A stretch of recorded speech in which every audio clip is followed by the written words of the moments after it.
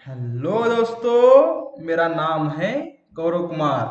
वैष्णव जन तो तेरे कहिए जे पीड़ पराई जाने रे।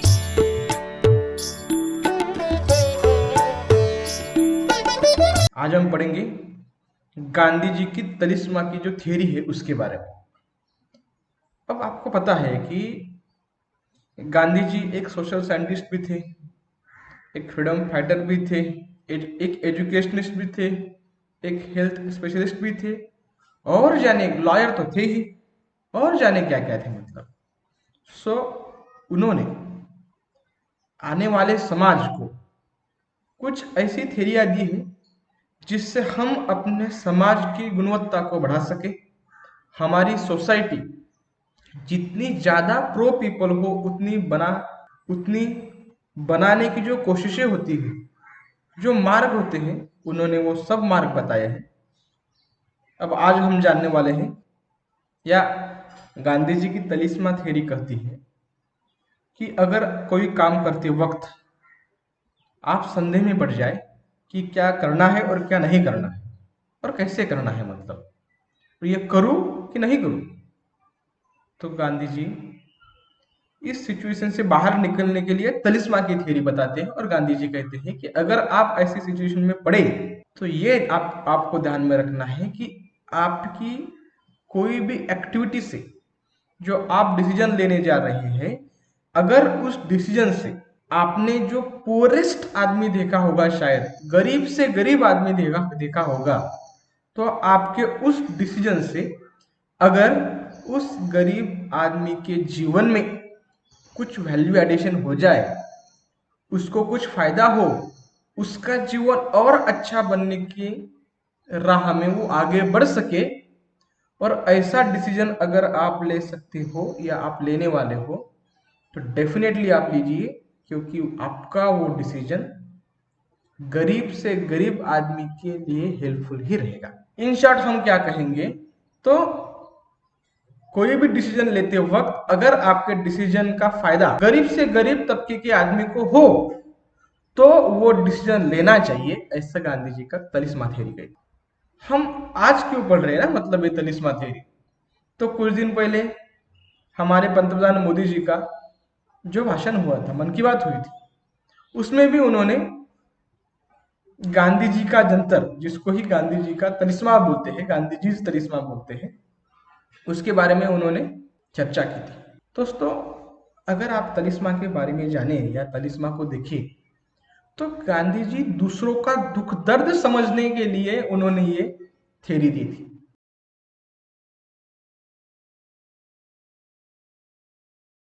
आज मैं तुम्हें एक तावीज़, एक टोटका दूंगा। जब कभी अपने आप को शंका में घिरा पाओ तो इस परीक्षा को अपनाना। सबसे दीनहीन, गरीब, कमजोर इंसान जिसे तुमने देखा हो, उसका चेहरा याद करना और स्वयं से पूछना, जो मैं करने जा रहा हूं, क्या इससे उसका भला होगा?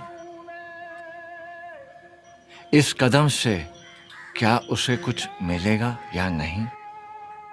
इससे क्या वो अपने भाग्य और जीवन को सुधार पाएगा या नहीं?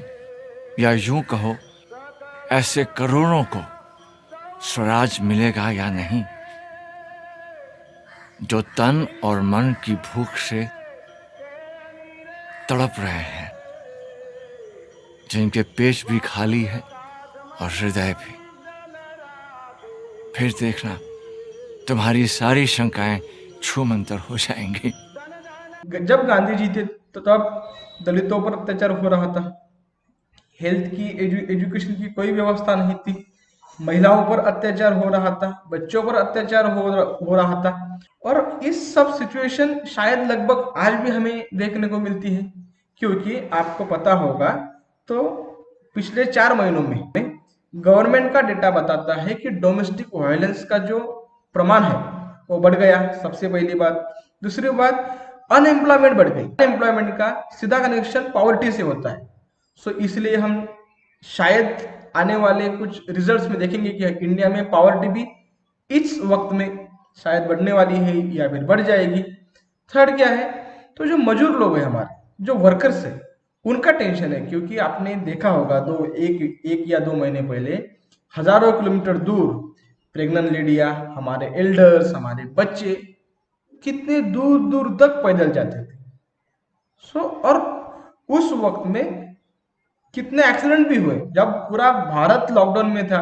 उसी वक्त ये जो हमारे वर्कर्स है, जो दिल्ली से यूपी बिहार तक जा रहे हैं, या महाराष्ट्र से राजस्थान तक जा रहे हैं, या महाराष्ट्र से झारखंड तक जा रहे हैं। हमारे जालना में ही महाराष्ट्र में एक रेल पटरी पर 17 वर्कर्स की डेथ हो गई, क्योंकि वो तो सो गए थे, क्योंकि वो थक गए थे, इसीलिए वो रेल पटरी पर गलती से सो गए। तलिस्मा क्या कहता है, इस वक्त में हमको गांधी जी का तलिस्मा कहता है, वैष्णव जन तो तेने कहिए जे पीड़ पराई जाने रे, कि अगर आप जितनी ज्यादा हो सके मेंटली हेल्प करें, एजुकेशनली हेल्प करें, फिजिकली हेल्प करें, और अलग अलग तरीके से आप हेल्प कर सकते हो तो डेफिनेटली करिएगा, क्योंकि गांधी जी का तलिस्मा ही हमको ये करने के लिए बताता है। अब हमें क्यों चुनना चाहिए गांधी जी का तलिस्मा? तो दोस्तों, आपको पता है कि हमारी सोसाइटी किसी एक आदमी से तो नहीं बन सकती। हमारी सोसाइटी में रहना होगा तो पीस होनी चाहिए, शांति होनी चाहिए। लेकिन अगर अपने सोसाइटी का कुछ तबका बहुत परेशानी से गुजर रहा हो, और आर्टिकल 14-15 राइट टू इक्वलिटी की बात करता है, लेकिन हमारे इंडिया में लगभग 1% लोगों के पास अपने पूरे देश की लगभग 60% से भी ज्यादा संपत्ति।